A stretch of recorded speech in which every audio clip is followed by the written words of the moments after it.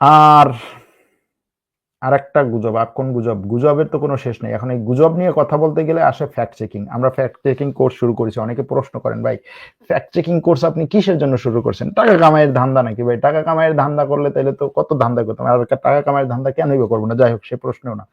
Fact চেকিংটা আসলে কেন দরকার? এটা সবার দরকার। আপনি শুধু সাংবাদিকতার ক্ষেত্রে না, আপনি আপনার নিজের জীবনের সিদ্ধান্ত নেওয়ার ক্ষেত্রে, ইনভেস্টমেন্টের সিদ্ধান্ত নেওয়ার ক্ষেত্রে, আপনার বিয়ের সিদ্ধান্ত নেওয়ার ক্ষেত্রে, আপনার ছেলের স্কুলের বা ইউনিভার্সিটি সঠিকটা খুঁজে পাওয়ার সিদ্ধান্ত নেওয়ার ক্ষেত্রে, আপনি বিদেশে ছেলেকে পড়াতে পাঠাবেন, কোথায় পাঠাবেন সেটার সিদ্ধান্ত নেওয়ার ক্ষেত্রে, আপনি বিদেশে চাকরির জন্য যাচ্ছেন সেটার সিদ্ধান্ত নেওয়ার ক্ষেত্রে, ভাই আপনার ভিসা সঠিক কিনা সেটার জন্য আপনার ফ্যাক্ট চেকিং দরকার। কত মানুষ যে আমার কাছে ভিসা পাঠাচ্ছে, ভাই আমি তুর্কি থেকে এই ভিসাটা পেয়েছি, দেখেন তো একটু ভিসাটা। এখন আমি বসে বসে তার এই ভিসা চেক করতেছি যে এটা সঠিক কিনা। তাকে আবার পাঠাচ্ছি যে না ভাই এটা সঠিক না, কারণ হচ্ছে এখানে এই তথ্য দরকার, এই তথ্যগুলো নাই, বা এখানে এই জিনিসটা এই কর্নারে থাকা দরকার, এই জিনিসটা সঠিকভাবে না, এই জিনিসটা ভুলভাবে আছে। এই যে জিনিসগুলো, এই জিনিসগুলোকে সঠিকভাবে জানার জন্য, বোঝার জন্য, কারণ বর্তমান বিশ্বে আমরা পুরোপুরি হচ্ছে অনলাইন ভিত্তিক একটা লাইফে ঢুকে গেছি। আমরা জীবনযাপন করছি এখানে অনলাইন ভিত্তিক জীবন। এই অনলাইন ভিত্তিক জীবনে আপনার ফ্যাক্ট চেকিং লাগবে। অনেকে বলেন যে ফ্যাক্ট চেকিং এর দরকার নেই, আমার তো হচ্ছে এআই আছেই। আপনি দেখেন না এখন এআই কে জিজ্ঞেস করে, একটা সময় পর্যন্ত স্বল্প তথ্য ছিল এআই এর কাছে এবং সঠিক তথ্যগুলো দিত, কিন্তু এখন তথ্য ঢোকার কারণে, মানে তথ্য তো আপনি আমি ঢুকাচ্ছি, এআই কার কাছ থেকে তথ্য নিয়ে হচ্ছে সে মানে তার ব্রেনকে ভারী করছে? আপনার আমার কাছ থেকে। এখন আপনি আমি যে ধরনের তথ্য ঢুকাচ্ছি, সে সেইখান থেকে ভুয়া তথ্যের উপর ভিত্তি করে তারপরে হচ্ছে সে ইয়া করতেছে। যেমন ধরুন আজকে কিছুক্ষণ আগে একটা টুইটারে একটা পোস্ট ছিল যে তুরস্ক বাংলাদেশের কাছে হিসার এয়ার ডিফেন্স সিস্টেম বিক্রি করেছে, এটা ফাইনাল করেছে। ব্রেকিং নিউজ, তার মানে হচ্ছে আজকে ফাইনাল করেছে, তাই না? ব্রেকিং নিউজ যেহেতু। খুঁজলাম আজকে তুরস্কের পক্ষ থেকে এই ধরনের কোনো বক্তব্য নেই। এরপরে হচ্ছে এআই কে জিজ্ঞেস করলাম যে বলতো এটার ব্যাপারে, একটু চেক করলাম আর কি। এই বললো যে হ্যাঁ কথা সত্য, তুরস্ক এটা এবং বাংলাদেশ এটা নিয়ে হচ্ছে চুক্তি করেছে, কথা সত্য। বললাম সোর্স দাও।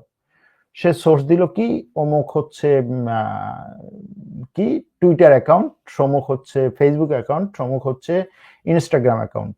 কেন এই সোর্স গুলো দিলে? জিজ্ঞেস করলাম এই সোর্সকে তুমি কিভাবে অথেন্টিক সোর্স? বলে যে এই সোর্সের একটা হচ্ছে 45,000 ফলোয়ার আছে, আর একটার হচ্ছে 1 লাখ ফলোয়ার আছে, আর একটার হচ্ছে 2 মিলিয়ন ফলোয়ার আছে।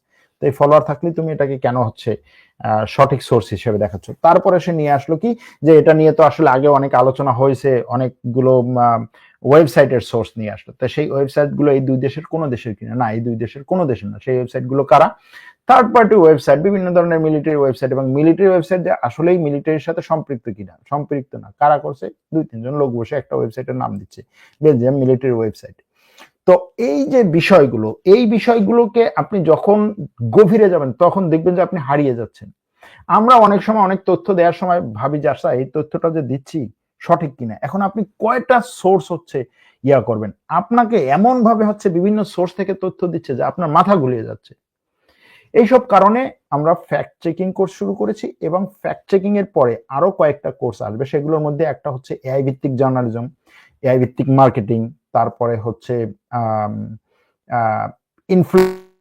যারা ইনফ্লুয়েন্সার আছে বিভিন্নভাবে, যারা হচ্ছে কন্টেন্ট ক্রিয়েট করে, তাদেরকে আরেকটু নার্সিং করা, সঠিকভাবে হচ্ছে তাদেরকে নার্সিং করে শুধুমাত্র কন্টেন্ট ক্রিয়েশনে যে টাকা কামাই সেটাই না, টাকা কামাইয়ের সাথে সাথে তার যেভাবে হচ্ছে কোয়ালিটি ফুল কন্টেন্ট তৈরি করতে হয়, আবার একই সাথে এটাকে মানুষের কাছে পৌঁছে দেওয়ার যে অ্যাঙ্গেলগুলো, সেগুলো নিয়ে তাদের সাথে আলোচনা করব, তাদেরকে দেখানোর চেষ্টা করব। এবং এই সবগুলো আমি একাই না, আমার সাথে একটা টিম থাকবে, যে টিমের মধ্যে বেশিরভাগই হচ্ছে বিদেশি, বাইরের দেশের বাইরের থেকে। এইভাবে কয়েকটা কোর্স আমরা পরীক্ষামূলক চালাবো। যদি সেগুলোতে আমরা সফল হই, যদি দেখি যে হ্যাঁ দর্শকদের এবং কোর্সে যারা আসছেন তাদের চাহিদা আছে এবং তারা স্যাটিসফাইড, তাহলে আমরা এগুলোকে আরো দীর্ঘমেয়াদে এগিয়ে নেব, এবং সেটার থেকে যারা কোর্সে আসবেন তাদের মধ্য থেকে সফলদের জন্য দেখা যাবে যে বিভিন্নভাবে বিভিন্ন ধরনের কর্মসংস্থানের সুযোগ তৈরি হবে। এখানেই শেষ করছি। ভালো থাকবেন, সুস্থ থাকবেন। আল্লাহ হাফেজ বলার আগে আরেকটা বলি যে আপনারা এই কোর্সগুলোর লিঙ্ক কোথায় পাবেন, কিভাবে অ্যাপ্লিকেশন করবেন, কেন করবেন, কোথায় যাবেন, এগুলো আমি আজকের এই ভিডিওর পরে ভিডিওর নিচে দিয়ে দেব। আল্লাহ হাফেজ।